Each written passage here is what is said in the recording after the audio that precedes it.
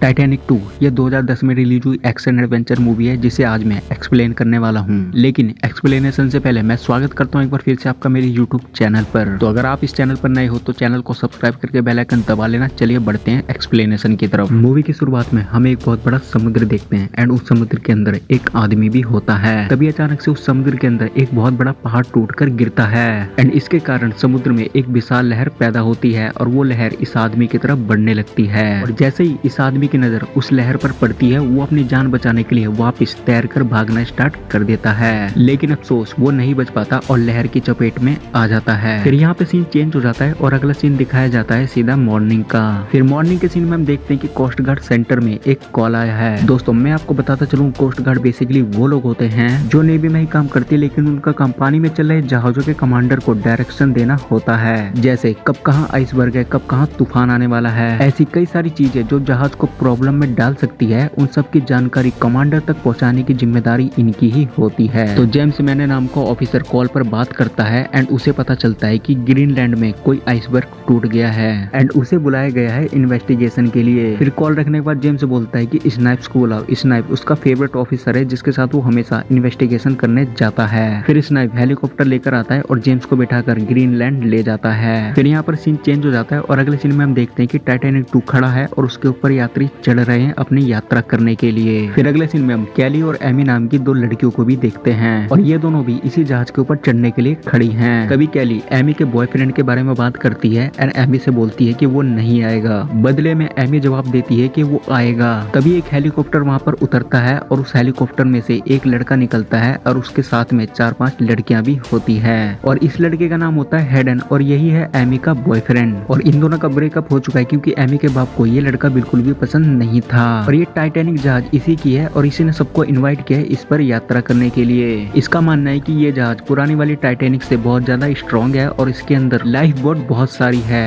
तो ऐसा कुछ भी नहीं होने वाला टाइटैनिक 2 के साथ जो पिछली बार टाइटैनिक 1 के साथ हुआ था। और जब एमी हेडन को 4-5 लड़कियों के साथ देखती है तो उसका दिमाग खराब हो जाता है। तभी अचानक से बोट का हॉर्न बजता है और कैली वहाँ से चली जाती है। तभी एमी के पास उसके डैड का फोन आता है और उसका डैड कोई और नहीं बल्कि जेम्स मैने ही होता है। फिर एमी कॉल उठाती है और अपने डैड को बोलती है कि मैं जानती हूँ कि तुम काम पर हो। फिर जेम्स बोलता है कि ग्रीनलैंड में एक ग्लेशियर फट गया जिसकी वजह से मुझे इन्वेस्टिगेशन के लिए बुलाया गया है। फिर एमी बोलती है कि डैड ये सिर्फ बहुत अच्छी है, चिंता की कोई बात नहीं है। फिर जेम्स एमी को उस जहाज पे बैठने से मना करता है और कहता है कि उसमें रस बहुत है। तभी स्नाइप बोलता है कि सर हम 5 मिनट में पहुंचने वाले हैं। और ये सुनने के बाद जेम्स अपनी बेटी का फोन काट देता है। उसके बाद एमी जहाज पर चढ़ जाती है और उसकी मुलाकात हेडन से हो जाती है। फिर दोनों वहाँ पर आपस में बातें करते हैं और उसके बाद सीन चेंज हो जाता है। फिर अगले सीन में हम देखते हैं कि हेडन माइक लेकर अपने यात्रियों का स्वागत करता है और अपने जहाज के बारे में बताता है। साथ ही साथ वो अपने कैप्टन से सभी लोगों को मिलवाता है। फिर उसके बाद हमें दिखाया जाता है कि उस जहाज में चढ़ने वाले सभी यात्री बहुत खुश हैं एंड उसके बाद जहाज चलने लगता है। सभी चीज ठीक तरीके से चल रही होती है और सभी लोग बहुत ज्यादा खुश होते हैं। फिर अगले सीन में हम देखते हैं कि जेम्स ग्रीनलैंड के पहाड़ों पर उतरता है और उसे एक लेडी ऑफिसर मिलती है। उस लेडी ऑफिसर के साथ एक आदमी भी होता है। फिर वो लोग आपस में बातें करते हैं जो बर्फ का टुकड़ा ग्लेशियर से टूटा था। फिर अगले सीन में हम देखते हैं कि हेडन अकेला खड़ा है और उसके पास एमी आती है। फिर एमी और हेडन दोनों अपनी पर्सनल बातें करने लगते हैं। फिर उसके बाद शिप का कमांडर अपने सीनियर ऑफिसर को बताता है कि हम बहुत तेज चल रहे हैं, शाम तक अपने डेस्टिनेशन पे पहुंच जाएंगे। फिर अगले सीन में हम देखते हैं कि उस लेडी ऑफिसर के साथ जो आदमी होता है वो अपनी बोतल में बर्फ भर रहा होता है। तभी अचानक से भूकंप आता है और बर्फ फटने लगती है और ये चीज देखकर जेम्स और लेडी ऑफिसर वहाँ से भाग जाते हैं और अपने हेलीकॉप्टर में बैठ जाते हैं और वो आदमी वहीं पर छूट जाता है। उसके बाद अगला सीन टाइटैनिक का दिखाया जाता है जहाँ पर सभी लोग डिनर कर रहे होते हैं। फिर वापिस से सीन जेम्स के ऊपर आता है और वो अपने हेडक्वार्टर में बात कर रहा होता है। वो बताता है कि बहुत बड़ी सुनामी आने वाली है और हमें अलर्ट जारी करना होगा। फिर हेडक्वार्टर में बैठा ऑफिसर पूछता है कि हमारे पास कितना टाइम है। जेम्स बोलता है कि हमारे पास बिल्कुल भी टाइम नहीं है। तभी स्नाइप पूछता है कि सर पानी वाले जहाज का क्या होगा। जेम्स उन्हें बोलता है कि पानी वाली जहाज को कुछ नहीं होगा, ये सुनामी सिर्फ लैंड पर ही आएगी। ये सारी बातें वो लेडी ऑफिसर सुन रही होती है और बोलती है कि ये सही नहीं है, सुनामी का असर पानी में भी दिखेगा, पानी के अंदर भी ये असर दिखाएगी। फिर जेम्स हेडक्वार्टर के ऑफिसर से बात करता है और बोलता है कि अटलांटिक ओशियन में जितने भी जहाज चल रहे हैं उन सबको अलर्ट जारी करो और बोलता है कि उन्हें बताओ कि आइस के करीब बिल्कुल भी ना जाएं। और साथ ही साथ टाइटैनिक 2 के बारे में पूछता है क्या टाइटैनिक 2 तुम्हारी रेंज में है। वहाँ से ऑफिसर बोलता है कि हमारी रेंज में सारे जहाज है, आपको बताओ क्या जानना है। फिर अगले सीन में हम कैली और एमी को देखते हैं। कैली बोलती है कि टाइटैनिक को 6 बार वार्न किया गया था आइसबर्ग के बारे में लेकिन किसी ने कुछ क्यों नहीं किया। इस बात पर एमी एमी बोलती है इग्नोरेंस से यही होता है। तभी वहाँ पर फोन बजता है और कैली उठा लेती है। फिर वहाँ से कैली को बुला लिया जाता है। फिर हेडन के पास एक ऑफिसर आता है और वो बताता है कि हमें सभी को ग्राउंड फ्लोर पर ले जाना होगा और ये सारी चीज एमी देख रही होती है। तभी वहाँ पर एक लेडी के द्वारा अनाउंसमेंट होता है कि सभी को ग्राउंड फ्लोर पर चलना होगा। फिर हेडन ऑफिसर से बात करता है और ऑफिसर उस अलर्ट के बारे में डिटेल में बताता है।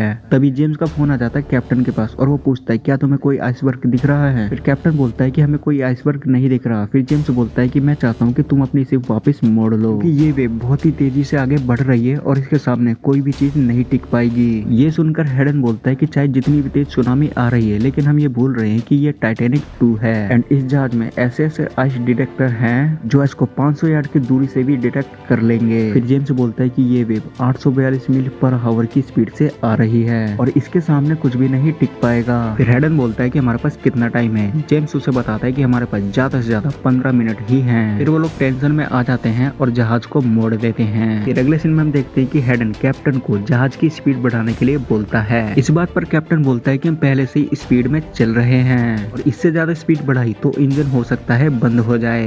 लेकिन हेडन नहीं मानता और स्पीड बढ़वा देता है। फिर एमी उस लेडी से पूछती है जो अनाउंसमेंट कर रही थी कि ऐसा क्या हुआ जो शिप को वापस घुमाना पड़ गया। वो लेडी एमी को बोलती है कि मौसम खराब होने की वजह से शिप को घुमाना पड़ रहा है। लेकिन एमी को विश्वास नहीं होता और वो वहाँ से चली जाती है। फिर जेम्स एमी को फोन करता है लेकिन फोन एमी के पास नहीं होता। फिर वो मैसेज छोड़ते हुए बोलता है कि एमी तुम्हारे जहाज की तरफ एक सुनामी तेजी से बढ़ रही है, तुम ग्राउंड फ्लोर पर बिल्कुल भी मत जाना। मैं चाहता हूँ कि तुम ज्यादा से ज्यादा लोगों को लेकर ऊपर वाले फ्लोर पर चली जाओ। ये सब बोलकर फिर वो फोन काट देता है। तभी स्नाइप बोलता है कि सर हमारा फ्यूल खत्म होने वाला है और इधर हम देखते हैं कि टाइटैनिक का पहला इंजन बंद हो गया है एंड कैप्टन जब इंजन बंद करने की बात करता है तो हेडन उसे मना कर देता है। फिर कैप्टन बोलता है कि हमने अगर इंजन बंद नहीं किया तो इंजन खराब हो सकता है, लेकिन हेडन नहीं मानता और इंजन को बंद नहीं करने देता। तभी उनकी शिप पीछे की तरफ जाने लगती है। फिर हेडन बोलता है कि अलार्म ऑन कर दो। अलार्म ऑन करने के बाद पब्लिक में अफरा तफरी मच जाती है। साथ ही साथ ये भी अनाउंसमेंट की जाती है कि सभी पैसेंजर्स अपनी लाइफ जैकेट पहन ले। तभी कैप्टन की नजर बर्फ के एक टुकड़े पर पड़ती है जो कि स्पीड से शिप की तरफ बढ़ रहा होता है। फिर वो बर्फ का टुकड़ा शिप से टकरा जाता है और शिप पूरी तरह टेढ़ी हो जाती है और जितने भी पैसेंजर होते हैं वो गिरने लगते हैं। फिर शिप के अंदर पानी भी भरने लगता है। फिर एक लेडी कैप्टन कोस्ट गार्ड से मदद मांगती है। फिर सीन चेंज हो जाता है और हम देखते हैं कि टाइटैनिक में अफरा तफरी मच गई। सब पब्लिक अपनी जान बचाने के लिए इधर से उधर भागने लगती है। फिर हेडन को कैप्टन बताता है कि हम तेजी से पानी के अंदर जा रहे हैं एंड आधी से ज्यादा लाइफ बोट भी तबाह हो चुकी है। फिर यहाँ पर हेडन और कैप्टन के बीच में हमें कॉन्वर्सेशन देखने को मिलती है। फिर हम देखते हैं कि कैप्टन हेडन को अपने साथ में ले जाता है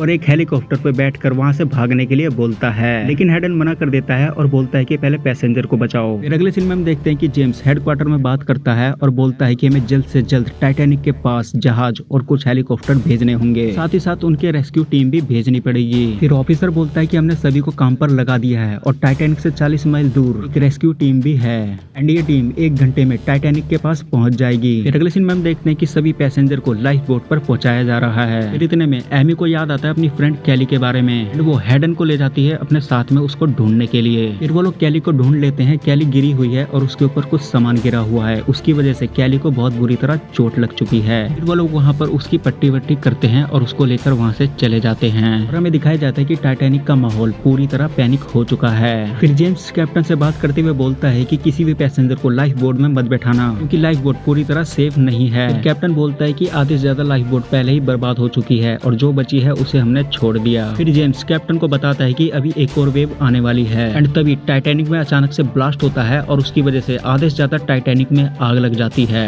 एंड जितने भी कैप्टन होते हैं उस ब्लास्ट की वजह से आधे से ज्यादा मर जाते हैं। फिर हम देखते हैं कि हेडन, कैली और एमी तीनों लिफ्ट से जा रहे होते हैं और अचानक से उनकी लिफ्ट बंद हो जाती है एंड वो पूरी तरह लिफ्ट में फंस जाते हैं। काफी सारे पैसेंजर की भी जान इस ब्लास्ट में चली जाती है। अचानक से स्नाइप्स को पता चलता है कि फ्यूल पूरी तरह खत्म हो चुका है। फिर स्नाइप्स जेम्स और उस लेडी ऑफिसर को एक सेफ जगह उतारता है और उस हेलीकॉप्टर को सर्वाइव करता हुआ ले जाता है, लेकिन वो ज्यादा दूर तक उस हेलीकॉप्टर को नहीं ले जा पाता और वो पानी में गिरकर ब्लास्ट हो जाता है एंड फिर हम देखते हैं कि लिफ्ट से बाहर निकलते वक्त कैली की जान भी चली जाती है। हेडन भी सर्वाइव करते करते वहाँ पर मर जाता है और एमी बच जाती है और हेडन को अपने साथ लेकर अपने पिता के पास चली जाती है। फिर वो बहुत कोशिश करती है हेडन को बचाने की, लेकिन हेडन नहीं बचता और यहीं पे ये मूवी खत्म हो जाती है। तो दोस्तों ये एक्सप्लेनेशन थी टाइटैनिक 2 की। अगर आपको ये वीडियो पसंद है तो वीडियो को लाइक करके चैनल को सब्सक्राइब भी कर देना। मैं मिलूंगा आपको नई वीडियो में नए टॉपिक के साथ, तब तक के लिए धन्यवाद।